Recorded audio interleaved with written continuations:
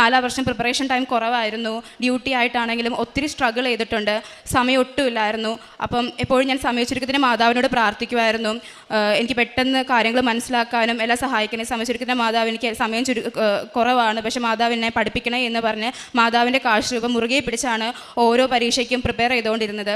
അതുപോലെ എൻ്റെ കൂട്ടുകാരോടും പറയുമായിരുന്നു, ഞങ്ങളുടെ ഹോസ്റ്റലിൽ എല്ലാ റൂമിലെയും ഒരാളിൽ കൂടുതൽ തന്നെ ഉടമ്പടി എടുത്ത് പ്രാർത്ഥിക്കുന്നവരായിരുന്നു. ആ ഒരു സംരക്ഷണം ഞങ്ങൾക്ക് എപ്പോഴും കൂടെ ഉണ്ടായിരുന്നു.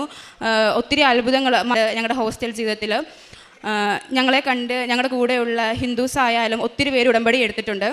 4 വർഷം എക്സാം എഴുതാൻ പോകുമ്പം എല്ലാ ദിവസവും രാവിലെ ഒരുമിച്ചിരുന്ന് മാതാവിൻ്റെ പ്രത്യക്ഷീകരണ പ്രാർത്ഥന ചൊല്ലി ആണ് എക്സാമിന് പോയിക്കൊണ്ടിരുന്നത്. അതുപോലെ ഉടമ്പടി ഉപ്പായിട്ടാണ് ഞങ്ങൾ പോയിക്കൊണ്ടിരുന്നത്. ഉടമ്പടി ഉപ്പ് അവിടെ വിതറി എല്ലാ പേപ്പറിലും മാതാവിൻ്റെ കാഴ്ചരൂപം വെച്ച് പ്രാർത്ഥിച്ചാണ് ഞാൻ എക്സാം എഴുതിയത്. എല്ലാ എക്സാമും കഴിഞ്ഞ് വന്ന് മാതാവിന് നന്ദി പറഞ്ഞു. ഞാൻ ഡിസ്റ്റിങ്ഷൻ കോളേജ് ടോപ്പറുമായിട്ടാണ് പാസ്സായത്.